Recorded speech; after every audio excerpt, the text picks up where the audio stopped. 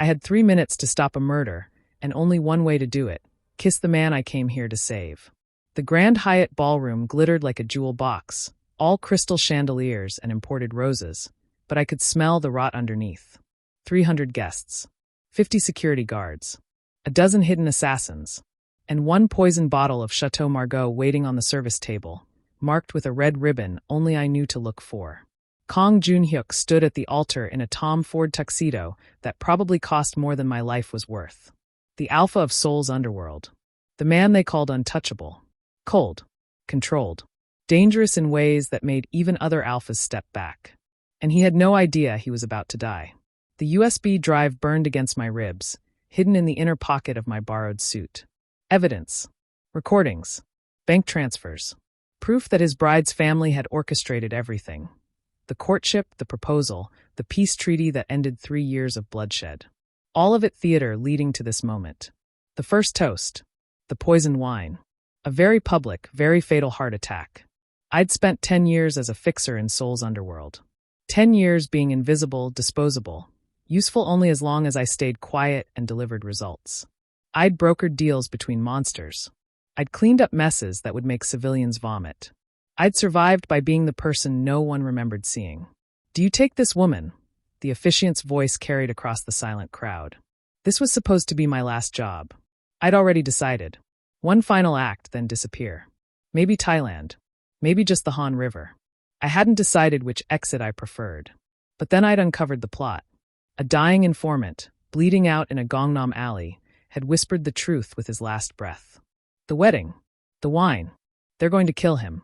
I should have walked away. I'd seen important men die before. It wasn't my problem. It was never my problem. Except Joon-hyuk's eyes had found mine across the reception earlier, just for a second. Sharp. Assessing. Seeing me when no one ever saw me. And something in my chest had twisted painfully. "I do," Leuna said, her smile perfect and poisonous. The ceremony ended. Applause rippled through the crowd. Camera flashes exploded. The bride and groom walked down the aisle, and I watched Joon-hyuk's shoulders carry the weight of an empire he'd built from blood and bullets. He looked like a king preparing for execution, not marriage. Because he was. My omega instincts screamed at me, danger, alpha, run, but I'd stopped listening to survival instincts years ago. They'd never kept me alive. Only made me afraid. The reception began. Waiters circulated with champagne. The poisoned wine was being wheeled toward the head table on a silver cart. 2 minutes now. Maybe less. I could leave. Slip out the service entrance. Let Seoul's underworld sort itself out the way it always did. Violently. Messily. Without me. But I'd already made my choice the moment I looked into those cold, intelligent eyes and thought, he doesn't deserve to die like this. Betrayed. Blindsided. Alone. This was my last job. My last choice.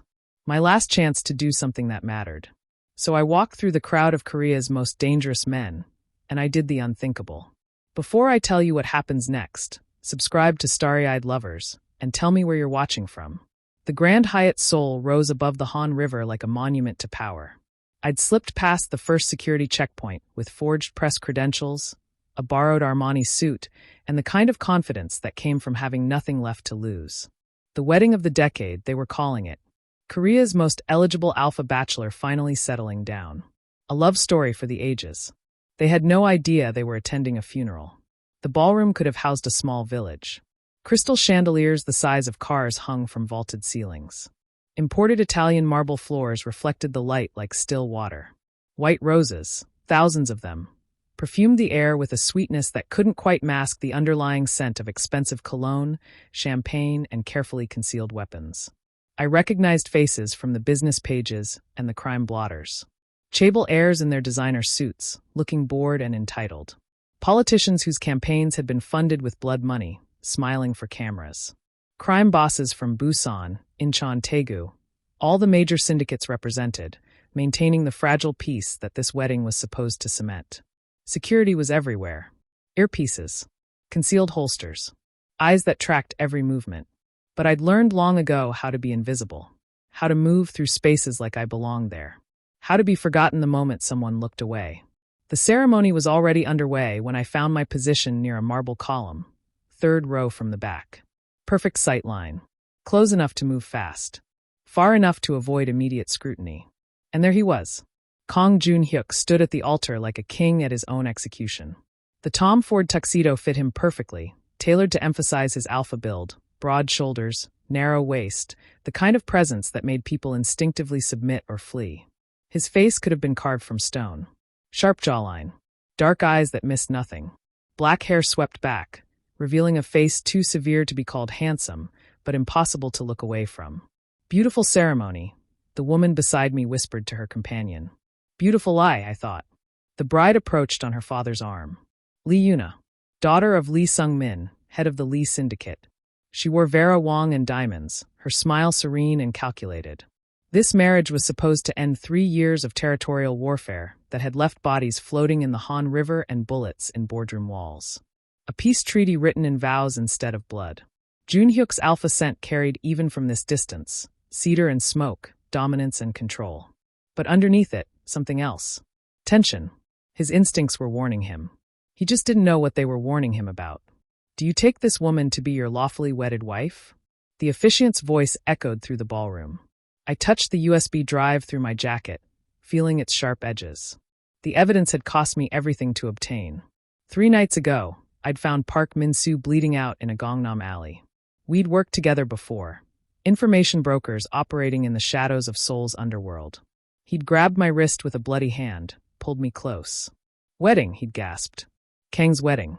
The wine first toast poison. Who? I'd demanded. Lee. Family.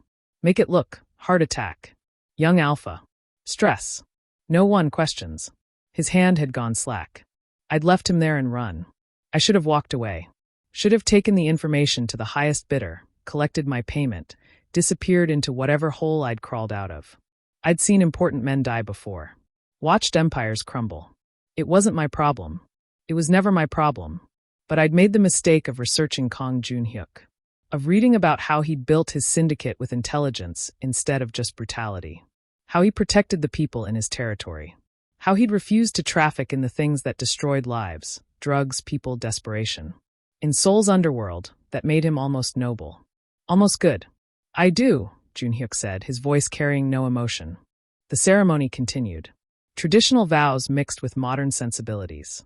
The press took photos. Politicians applauded on cue. And Lee Yuna smiled like she'd already won. Then Joon-hyuk's eyes swept the crowd, that alpha instinct seeking the source of his unease. His gaze passed over me once. Returned. Locked. For 1 second, maybe less, we looked at each other across 300 people and 30 meters of marble floor. His eyes narrowed slightly, trying to place me. Trying to understand why an omega he'd never met was staring at him like I was memorizing his face. Because I was. Because in a few minutes, he'd either be dead or I would be. I'm already dead anyway, I thought. Might as well die for something. The bride's father caught my eye from across the room. Lee Sung-min. His expression was pleasant, grandfatherly. But I knew what he'd ordered. What he'd paid for. Who he'd killed to make this moment possible. I now pronounce you husband and wife. Applause erupted. Camera flashes exploded like artillery fire. The bride and groom walked down the aisle, and I watched Joon-hyuk's face remain impassive, even as Lee Yuna took his arm in a gesture that looked affectionate and possessive. The ceremony ended. The reception began. And the poison wine was already being poured. The reception hall opened like a different world. Traditional Korean music, heegeum and gaegeum, wove through modern jazz arrangements. Champagne towers caught the light from chandeliers, creating cascades of golden bubbles. Servers in crisp white uniforms moved like synchronized dancers, offering canapes and drinks to guests who probably had more blood on their hands than food. Joon-hyuk and Yuna sat at the head table on a raised dais, looking every inch the perfect couple. She leaned toward him, whispering something. He nodded politely, his face a mask. Around them, Seoul's elite mingled. Politicians laughing with gangsters, chaebol heirs taking selfies with crime lords. The kind of party where everyone was armed and everyone was lying. I tracked the waiters carrying wine glasses on silver trays. Most held champagne or red wine from the main service bar. But one server, older, stone-faced, carried a single tray with 6 crystal glasses and a bottle wrapped in white cloth. The bottle had a small red ribbon tied around its neck. My pulse hammered against my ribs. The USB drive felt like it weighed 1,000 pounds. I started moving through the crowd, keeping my pace casual, my face forgettable. Just another guest. Just another face. Security guards lined the walls, but none of them stopped me. I'd dressed right, moved right, belonged right. It was a talent I'd cultivated over a decade, the art of being nobody. My omega instincts screamed warnings. Danger. Alpha territory. Predators everywhere. Run. I ignored them. I'd ignored survival instincts for so long they'd become background noise. Lee Sung-min rose from his seat at the family table, champagne glass in hand. The room quieted gradually, conversations dying like ripples on water. He smiled broadly, the picture of a proud father. "Honored guests," he began, his voice carrying. "Today we celebrate not just a wedding, but a new beginning for Seoul." The server with the red ribbon bottle approached the head table. Started pouring into the crystal glasses in front of Joon-hyuk and Yuna. 60 seconds. Maybe less. For too long, our families have been divided by old grievances, old wounds. I pushed past a group of businessmen. 40 seconds. But today we come together. We choose peace. The server finished pouring. Stepped back. Joon-hyuk's hand moved toward his glass. 30 seconds. So please join me in raising a toast. Forgive me. This is the only way. I broke into a run. Security noticed. I saw them move in my peripheral vision, but I was faster, desperate, committed. I vaulted onto the dais in one movement, years of running from danger translating into explosive speed. Joon-hyuk's head turned toward me, his alpha instincts flaring. His eyes widened fractionally, the only surprise I'd see on his face. I grabbed his face with both hands and kissed him. Not gentle, not tentative, deep and desperate and deliberate, my lips crushing against his, my fingers tangling in his perfectly styled hair. His alpha scent exploded around me, cedar and smoke and sudden shocked arousal. The ballroom erupted. Gasps. Shouts. Camera flashes like artillery fire. I heard Yuna scream, high and piercing. Security was rushing forward, hands reaching for weapons. But Joon-hyuk didn't push me away. Before I tell you what happens next, subscribe to Starry-Eyed Lovers and tell me where you're watching from. His body went rigid with shock, then his alpha instincts took over. Danger, omega, protect mine. His hand came up, gripping the back of my neck, and for one wild second he kissed me back. I broke away just enough to whisper against his lips, my breath mixing with his. The wine. Poisoned. Don't drink it. His eyes flashed gold, pure alpha response, and I pressed the USB drive into his palm. Evidence. Lee family. They're going to kill you. Who are you? His voice was rough, dangerous. Someone who doesn't want to watch you die. His other hand shot out, gripping my wrist, not to hurt, but to anchor. To hold. His alpha senses were processing everything at inhuman speed. The omega scent of my fear. The desperation in my kiss. The truth in my words. The poison. I watched his nostrils flare as he caught it, a scent that didn't belong. Death in a wine glass. Security reached the dais. Hands grabbed my shoulders, trying to pull me away. But Joon-hyuk's grip on my wrist tightened. Nobody moves. 2 words. Quiet. Absolute. The entire ballroom froze. His voice carried an alpha command that made even other alphas stop in their tracks. The security guard's hands loosened on my shoulders, but didn't release me. 300 guests stood paralyzed, watching. Joon-hyuk rose slowly from his chair, pulling me up with him. His eyes had gone completely gold now, his alpha fully present. He looked at the wine glass, then at Lee Sung-min, whose face had gone carefully blank. Everyone stays exactly where they are, Joon-hyuk said, his voice carrying to every corner of the room. No one leaves. No one makes a call. No one moves. His thumb pressed against the pulse point on my wrist. Checking my heartbeat. Reading my fear. Min-ho, he called, never taking his eyes off me. A man in a black suit appeared at his shoulder. Boss. Lock it down. Now. Yes, sir. Joon-hyuk's gaze finally released mine, sweeping across the frozen crowd. When he looked back, his expression was unreadable except for his eyes. Still gold, still dangerous, still fixed on me like I was prey he couldn't decide whether to kill or keep. I'd just kissed the most dangerous alpha in Seoul. At his wedding. In front of everyone. And he was still holding on to me. The doors slammed shut with the finality of a coffin lid. Min-ho moved with military precision, gesturing to security guards positioned at every exit. I heard locks engaging, heavy mechanical clicks that echoed through the suddenly silent ballroom. Phones, Min-ho announced, his voice cutting through the stunned quiet. Everyone. Now. Servers appeared with silver trays, moving between tables. 300 guests, politicians, businessmen, crime lords, reluctantly surrendered their devices. A few protested. Minho's hand moved to his holster. The protest stopped. Joon-hyuk still held my wrist, his grip firm but not painful. He positioned me slightly behind him, protective instinct overriding logic. His alpha scent had gone sharp with aggression, filling the air with the promise of violence. Joon-hyuk, what is the meaning of this? Lee Sung-min's voice carried forced calm. This is highly inappropriate. Sit down, Joon-hyuk said quietly. Lee Sung-min sat. The bride's family table erupted in whispered arguments. Lee Yuna stood frozen at the head table, her perfect makeup unable to hide the confusion on her face. Her uncle made a move toward the side exit. 2 guards blocked his path, weapons visible now. I said nobody moves. Joon-hyuk's alpha command rolled through the room like thunder. Minho approached, and Joon-hyuk finally released my wrist to hand him the USB drive. Their eyes met briefly, an entire conversation happening in silence. Minho nodded, disappearing toward a side room. Someone bring Dr. Choi, Joon-hyuk ordered. A murmur rippled through the crowd. Dr. Choi was known to everyone here. The discreet physician who asked no questions and treated no paperwork. If he was being summoned, someone was about to be declared dead or dying. An older man in wire-rimmed glasses emerged from the crowd, medical bag already in hand. Kang SSI. Test the wine. Joon-hyuk gestured to the crystal glass still sitting on the head table. All of it. Everything from that bottle. Dr. Choi's expression didn't change, but I saw his hand tighten on his bag. He approached the head table, extracted testing equipment with practiced efficiency. The crowd watched in absolute silence. Joon-hyuk, this is absurd, Lee Sung-min said, attempting a laugh that died in his throat. You're embarrassing yourself over some Omega's delusion. Be very careful what you say next. Joon-hyuk's voice was ice. Dr. Choi worked quickly, adding drops of various chemicals to samples of the wine. I watched colors shift, clear to pink to deep crimson. His face went pale.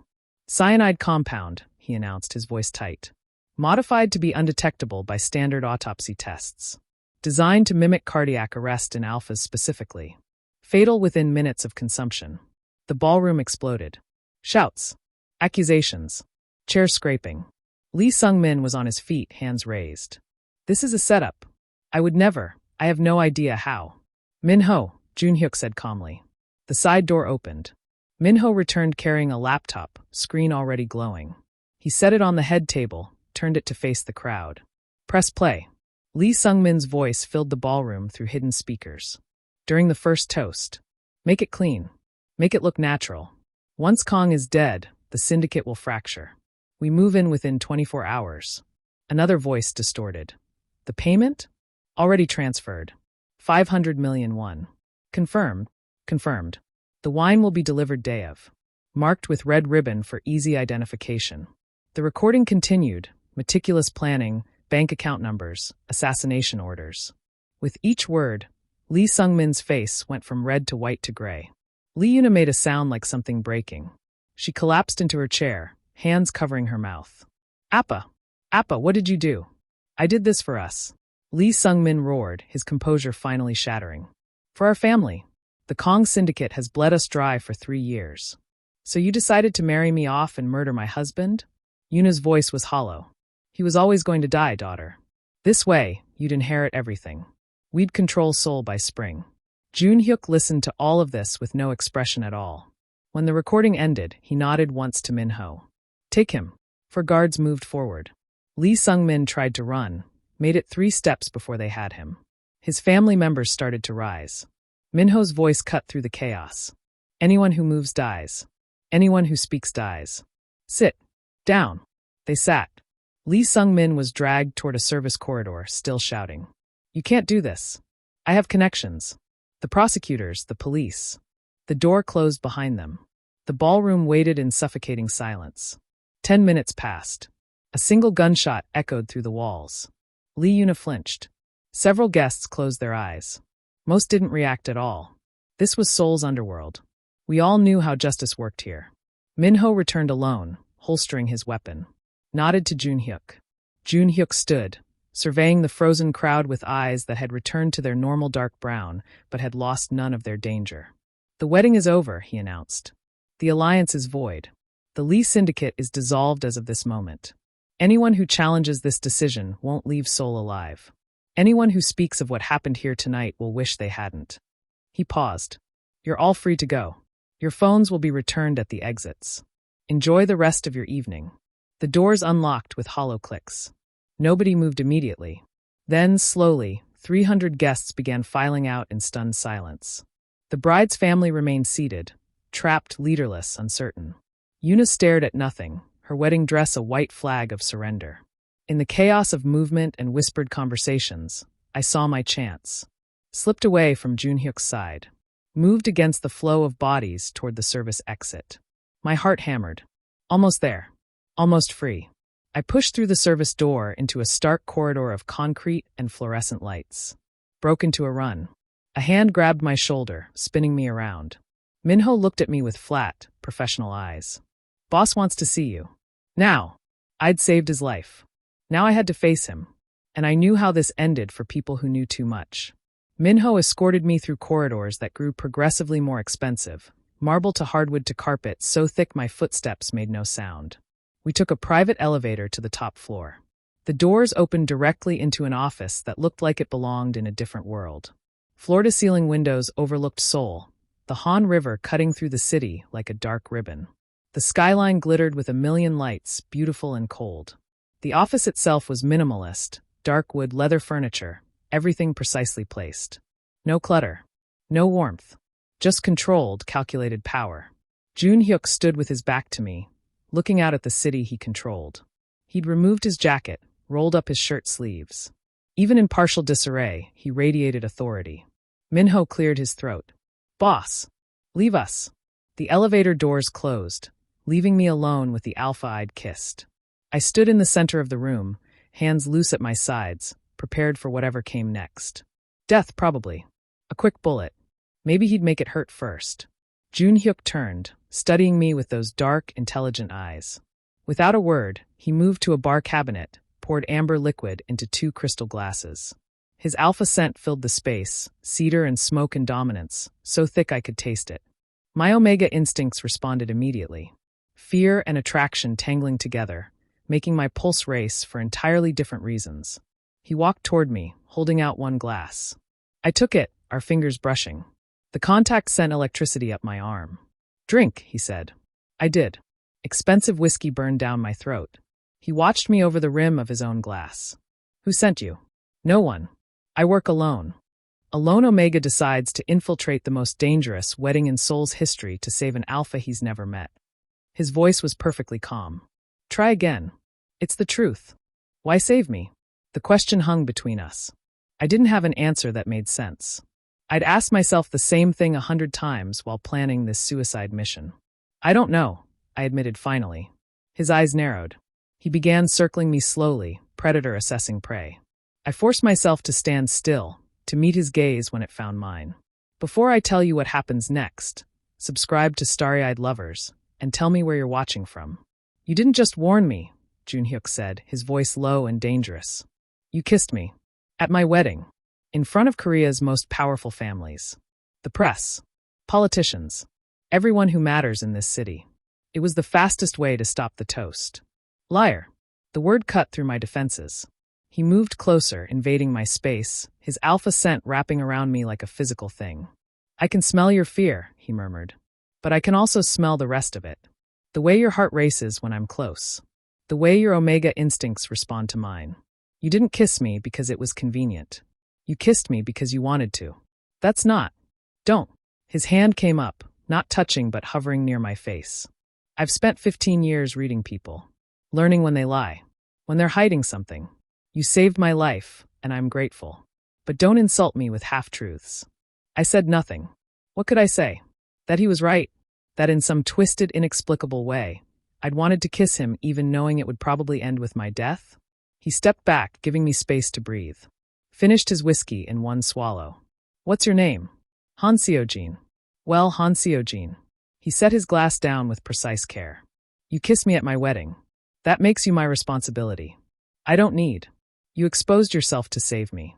The Lee family's remaining allies will hunt you. The press will find your face within hours.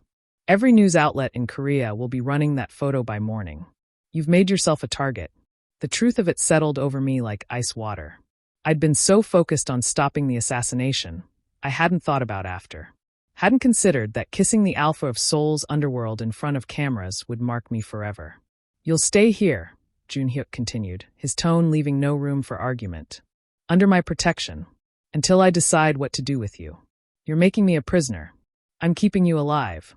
His eyes locked with mine. Would you prefer I let you walk out of here? See how long you last.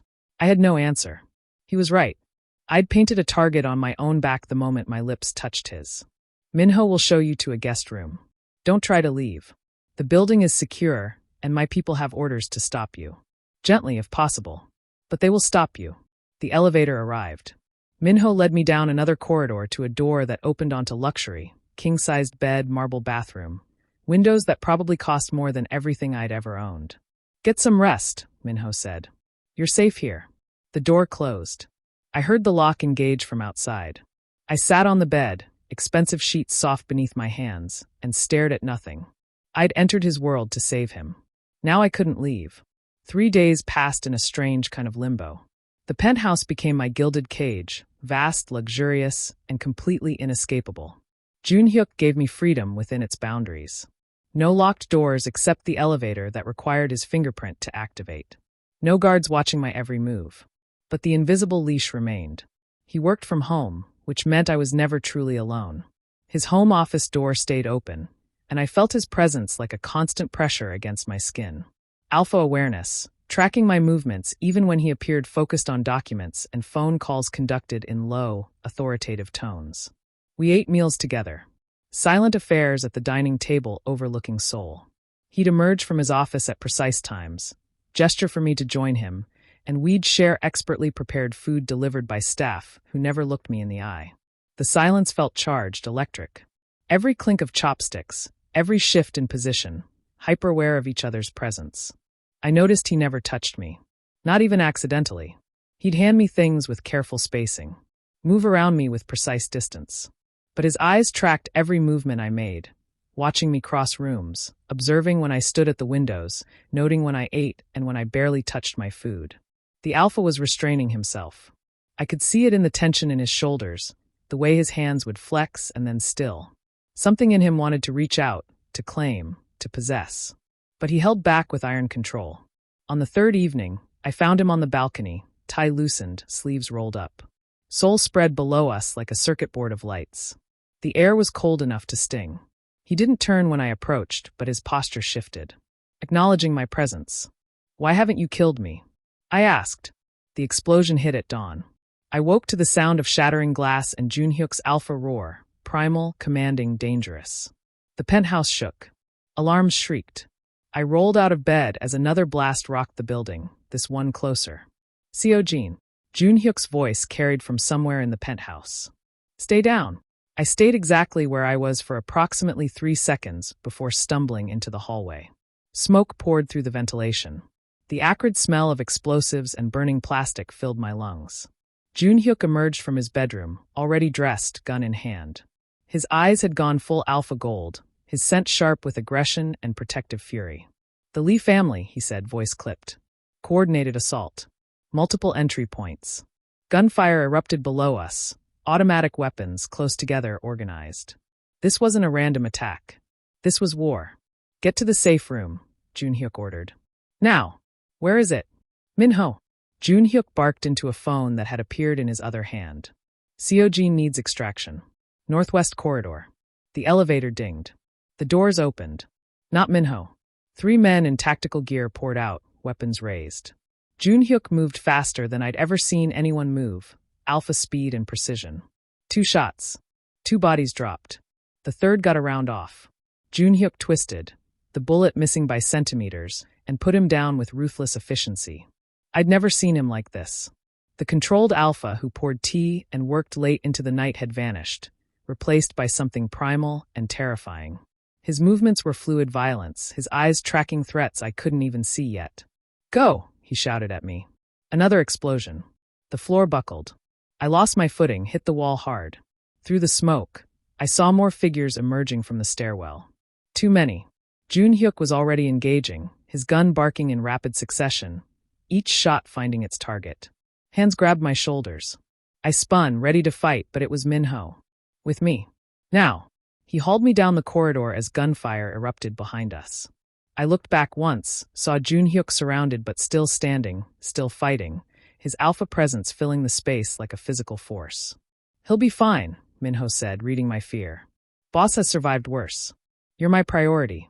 The safe room was hidden behind a false wall in what I'd thought was a linen closet. Steel reinforced, stocked with supplies, complete with monitors showing security feeds throughout the building. Minho pushed me inside. Stay here.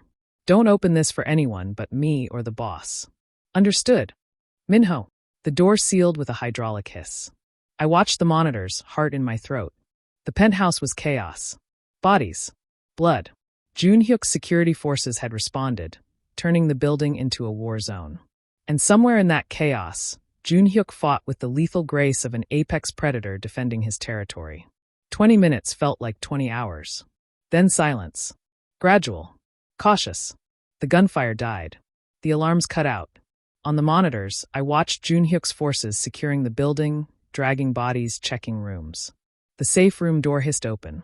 I spun, ready to fight with nothing but my bare hands. Joon-hyuk stood in the doorway, covered in blood. His shirt was torn, his face spattered with red. His eyes had returned to their normal dark brown, but still held that dangerous edge. He looked at me. Really looked, scanning for injuries with desperate intensity. Then he crossed the space in 3 strides and grabbed me. Not gentle. His hands moved over my arms, my shoulders checking, searching. Are you hurt? Did they touch you? Seo-jin, answer me. I'm fine. My voice came out steadier than I felt. I'm not hurt. You could have been killed. His voice shook. The first time I'd heard Kang Joon-hyuk sound anything less than completely controlled. If Minho had been 30 seconds slower. But he wasn't. I'm fine. I'm here. His hands stilled on my shoulders, gripped tight enough to bruise. So could you. That's why I'm still here. The words hung between us. His eyes widened fractionally as understanding hit. You stayed to protect me, he said quietly. Did you think it was just about survival? Something raw and unguarded flashed across his face before his usual control reasserted itself. He released me, stepped back, but his eyes never left mine. Boss. Minho appeared in the doorway. War Council in 10. We need to plan our response. The war room filled quickly. Minho, 3 other lieutenants whose names I didn't know, all of them radiating controlled violence. Maps of Seoul spread across the table. Photographs of Lee family associates. Lists of assets and territories. The Omega should be moved to a secure location, one of the lieutenants said, not looking at me. Outside Seoul. Maybe even out of the country. They'll come for him to get to you. No, Joon-hyuk said flatly. Boss, with respect. He stays with me. Then he's a liability. The lieutenant's voice was careful but firm. A target they can use against you. I'd spent 10 years being invisible, letting others make decisions about my life and safety. Something in me snapped. I know their networks, I said. Every head turned toward me. I worked as a fixer. I know who they use for weapons, for safe houses, for communications. I know their patterns, their contacts, their backup plans. I met Joon-hyuk's eyes. I can help. The room went silent. Joon-hyuk studied me with that unnerving intensity. You don't have to. I know. I'm choosing to. For the first time, I was choosing to fight instead of just survive. The difference felt enormous. His lips quirked, almost a smile. Then let's work. The planning session ran for hours. I provided information I'd collected over years of operating in Seoul's underworld. Names. Locations. Connections I'd cataloged without even meaning to. Joon-hyuk's lieutenants stopped looking at me like a liability and started looking at me like an asset. By the time we finished, the sun was setting. The others left to execute their assignments. Joon-hyuk and I remained, surrounded by maps and empty coffee cups. If you want to leave, I'll arrange it, he said quietly. Safe passage out of Korea. New identity. Money. You could start over, far from all of this. I should have said yes. Should have taken the escape he was offering. And missed the fun? I said instead. Not a chance. He looked at me for a long moment. Then he smiled, a real smile, the first I'd seen from him. It transformed his face, made him look younger, almost vulnerable. I'm glad. I'd stopped being his prisoner. Now I was choosing to be his ally. But as I watched him smile, felt the warmth in my chest, I realized the truth. I wanted to be something more. You're more useful alive. I know too much. Yes. He turned to face me, leaning against the railing with deceptive casualness. Which is why you're here, not at the bottom of the Han River. I should have felt afraid. Should have heard the threat.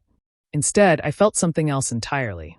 Joon-hyuk's eyes narrowed, studying me with that unnerving intensity. Why do you smell like you're afraid of me?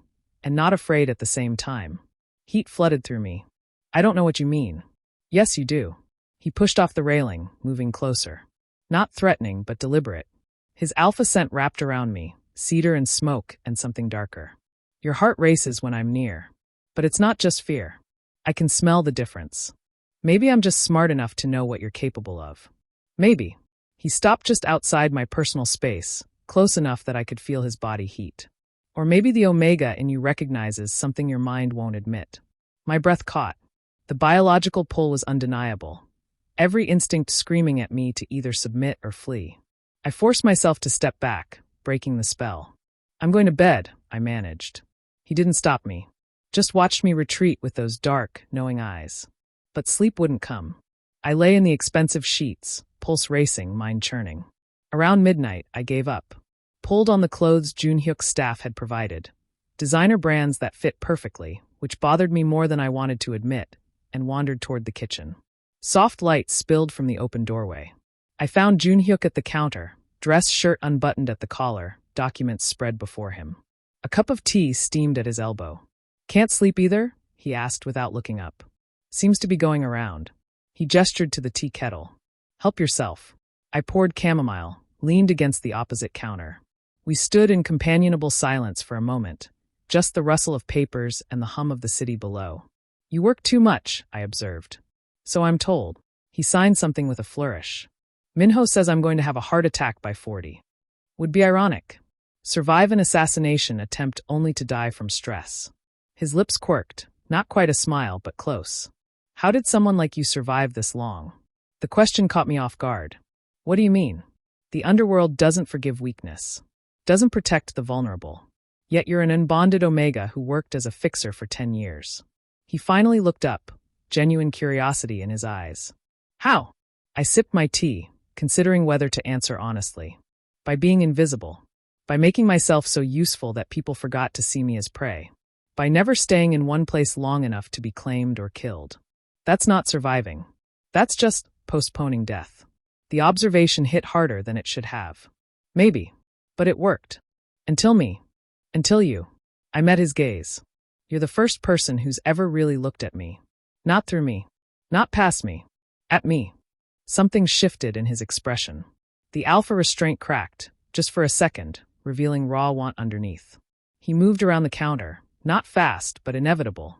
Stopped close enough that I had to tilt my head back to maintain eye contact. Seo-jin. My name on his lips sent shivers down my spine. His hand lifted, reaching for my face. I held my breath. Before I tell you what happens next, subscribe to Starry-Eyed Lovers, and tell me where you're watching from. His fingers stopped millimeters from my skin. Hovered there, trembling slightly with the effort of holding back. Then dropped. I won't mark you without permission, he said, voice rough. But staying this close is dangerous. Dangerous for who? Both of us. He stepped back, putting necessary distance between us. You should sleep. Joon-hyuk. Good night, Seo-jin. Dismissed. I returned to my room, closed the door, pressed my back against it. My heart hammered against my ribs. My skin felt too tight. The omega in me was screaming, wanting, needing, demanding. I climbed back into bed, knowing sleep wouldn't come any easier now. Stared at the ceiling and tried to process what just happened. What almost happened? The alpha wouldn't claim me. And I didn't know if I wanted him to, or feared it. The operation went down in Gangnam, in a building the Lee family used as a front for their remaining operations. 3 teams. Coordinated strikes. I fed them intelligence from the van, watching security feeds, tracking movements, guiding Joon-hyuk's people through blind spots I'd memorized from years of similar jobs. East corridor clear. I said into the comm, 2 guards stationed at the north stairwell. Armed. Minho's voice crackled back. Copy. Moving. Joon-hyuk led the primary team. I watched him on the monitors, efficient, lethal, completely in control. His team moved like extensions of his will, taking down resistance with minimal casualties. It should have been clean. Should have been over in 15 minutes. Then someone triggered an alarm I hadn't known existed. Seo-jin, we need another exit route. Joon-hyuk's voice came through urgent. They've sealed the primary extraction point. I pulled up building schematics, traced alternative routes. Service elevator, west side. Takes you straight to the parking garage. On it. I should have stayed in the van. Should have let them handle it. But through the cameras, I saw Lee family reinforcements flooding the building. Saw Joon-hyuk's team getting boxed in. I grabbed the spare weapon Minho had left, just in case, and ran. The parking garage was chaos. Gunfire echoed off concrete. I came in from the side, saw 3 of Lee's men flanking Joon-hyuk's position. They hadn't seen me yet. I fired. Not to kill, but to distract. It worked. One turned, got off a shot. Something hot and sharp tore through my side. Then Joon-hyuk was there, moving with that terrifying alpha speed. The 3 men dropped. The rest of Lee's forces scattered or surrendered. It was over. I pressed my hand to my side. It came away red. Seo-jin. Joon-hyuk's voice had gone low and dangerous. He crossed to me in 3 strides, his eyes flashing gold. You're bleeding. It's not that bad. His hands were already on me, examining the wound with shaking fingers. The alpha scent rolling off him was pure feral protectiveness, cedar and smoke and rage. We need to get you out of here, he said, his voice barely controlled. Now, back at the penthouse, he ignored the celebrating team members, the debriefing, everything. Just carried me straight to his bathroom and set me on the counter with surprising gentleness. Medical kit, he ordered Minho, who appeared and disappeared quickly. Joon-hyuk's hands shook as he cut away my bloody shirt. The wound was a graze, painful, bleeding heavily, but not life-threatening. He cleaned it with antiseptic, his jaw tight, movements precise despite the tremor. I'm okay, I said quietly. You're not. His voice was rough. You could have died. But I didn't. You ran into active gunfire. What were you thinking? He pressed gauze to the wound, harder than necessary. You could have, I can't. He stopped. Closed his eyes. Took a shuddering breath. I can't do this. Watch you in danger. No, you could. I cut him off, gripping his wrist. Then don't. Mark me. His eyes snapped open, meeting mine. What? You've been holding back. I know why. You wanted consent. You have it. Seo-jin, this isn't just about wanting you safe. A bond is. I know what it means. I pulled him closer, ignoring the sting in my side. I'm choosing you. Choose me back. He stared at me, searching my face for doubt or fear. His alpha scent was overwhelming this close, protective and possessive and wanting. This is permanent, he said carefully.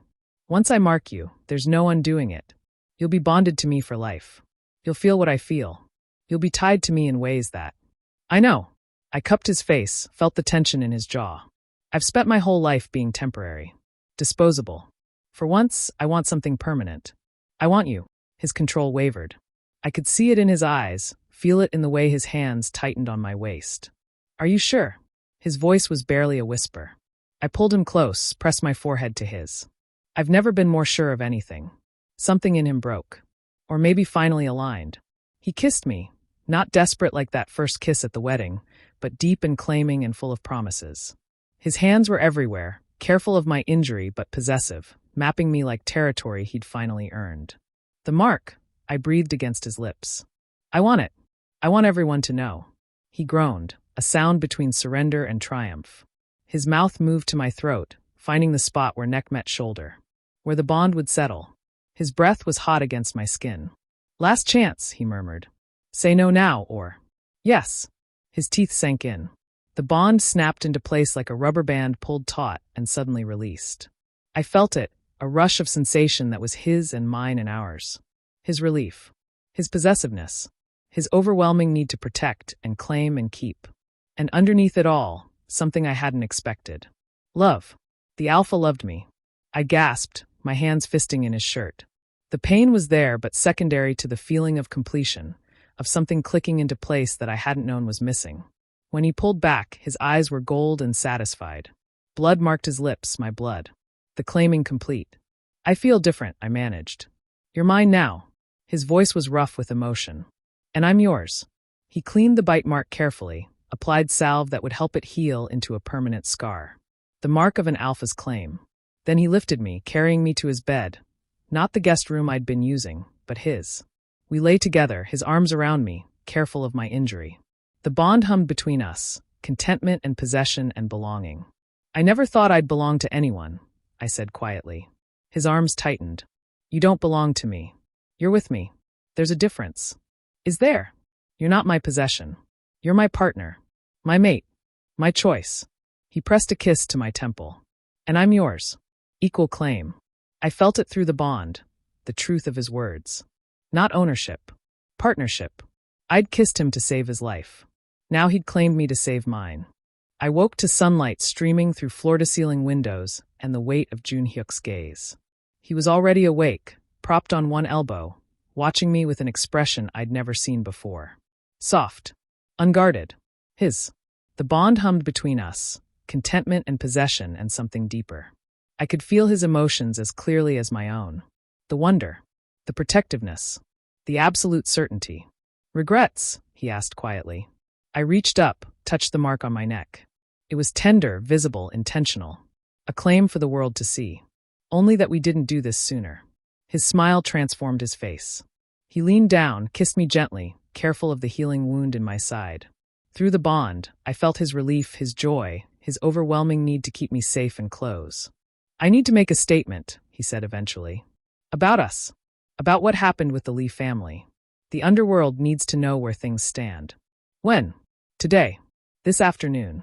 His thumb traced my jawline. I want you there. Beside me. Visible. As your bonded Omega. As my partner. The press conference was held in the same hotel where everything had started, the Grand Hyatt. Joon-hyuk's people had arranged it quickly, calling in favors, ensuring the right people would attend. Representatives from every major syndicate in Seoul. Politicians. Business leaders. Everyone who mattered in the city's hidden power structure. I stood beside him at the podium, the mark on my neck deliberately uncovered. Let them see. Let them know. Joon-hyuk's presence commanded the room even before he spoke. His alpha scent, cedar and smoke and absolute authority, made even other alphas shift uncomfortably. 3 weeks ago, there was an attempt on my life, he began, his voice carrying to every corner. The Lee family, under the guise of a peace treaty, planned my assassination. They failed. Lee Sung-min paid for his betrayal with his life. The Lee syndicate is dissolved. Murmurs rippled through the crowd. Cameras flashed. This is Han Seo-jin. Joon-hyuk's hand found mine, fingers interlacing. My bonded mate. He exposed the plot. Saved my life. And he stands with me now as my partner in all things. The shock was palpable. A bonded pair was rare enough in the underworld. An alpha of Joon-hyuk's status bonding with an unknown omega? Unprecedented. Let me be clear, Joon-hyuk continued, his voice dropping to something dangerous. Any threat against him is a threat against me. Any attempt to use him as leverage will be met with complete annihilation. He is under my protection, yes. But more than that, he is my equal. My choice. My mate. The message was unmistakable. Touch him, and you die. Through the bond, I felt Joon-hyuk's absolute conviction. This wasn't posturing. He would burn Seoul to the ground for me if necessary. After the statement, representatives from the remaining Lee family allies approached. One by one, they bent the knee, pledged loyalty, acknowledged Joon-hyuk's supremacy. The territorial wars were over. Peace had arrived, but on Joon-hyuk's terms. I stood beside him through all of it, no longer invisible, no longer disposable. Equal. Weeks passed. The underworld settled into its new configuration. I became Joon-hyuk's advisor officially, though my role was so much more than that. My intelligence network, contacts built over 10 years as a fixer, proved invaluable. I knew the city's hidden channels, its secret economies, its shadow players. We worked together with deadly efficiency. He handled the public face, the negotiations, the displays of power. I worked the background, gathering intelligence, predicting moves, identifying threats before they materialized. But there were quiet moments too. Like tonight, standing in the penthouse kitchen. Joon-hyuk was attempting to cook, something he claimed to know how to do, but clearly didn't. I watched him burn rice with barely concealed amusement. Stop laughing, he said without turning around. I didn't say anything. I can feel it through the bond. You're laughing at me. Maybe a little. I moved beside him, took over the cooking before he could cause actual damage. You run Seoul's underworld but can't make basic bibimbap? I have people for cooking. You have me now. Before I tell you what happens next, subscribe to Starry-Eyed Lovers and tell me where you're watching from. His arms came around my waist from behind, careful of my now-healed injury. He rested his chin on my shoulder, and I felt his contentment through the bond. These small, domestic moments affected him as deeply as any victory. "What do you want?" he asked quietly. "Truly? We've never talked about the future." I turned in his arms, met his eyes. "This. You. A life I chose instead of one that was chosen for me. That's all. That's everything." He kissed me, soft, unhurried, full of promises we had time to keep. 2 months after the bonding, we returned to the Grand Hyatt for a charity gala. The same ballroom where Joon-hyuk's wedding had taken place. Where I'd kissed him in front of Korea's elite and changed both our lives forever. The room had been redecorated, but I still recognized it. Still remembered standing in the crowd with a USB drive in my pocket and death on my mind. "You're thinking about that day," Joon-hyuk said, reading me easily through the bond. "Hard not to. Everything started here. Everything ended here too. The old version of both of us. We stood near where the head table had been, where I'd vaulted onto the dais, where his world had shattered and rebuilt itself around a kiss. You didn't just stop my death," Joon-hyuk said, pulling me close despite the watching crowd. "You gave me a reason to live. Then don't waste it." His smile was warm and real in mine. "I don't intend to." He kissed me in the same ballroom where I'd first kissed him. But this time, there was no desperation. No poison. No death waiting. Just 2 people who'd chosen each other, claiming that choice publicly and without fear. Through the bond, I felt his love, steady, absolute, permanent. Seoul's underworld would remember. The alpha who destroyed empires for 1 omega. The kiss that saved a life and rewrote power. The bonded pair who ruled together, equal in all things. But we knew the truth. It wasn't about power. It was about choice. I'd spent years being invisible, disposable, useful only for survival. I'd kissed him expecting to die. Had saved him because I couldn't watch another person be betrayed by those meant to protect them. And he'd claimed me not because he owned me, but because he'd chosen me. Given me what no one else ever had, the freedom to choose my own life. And I'd finally chosen to live.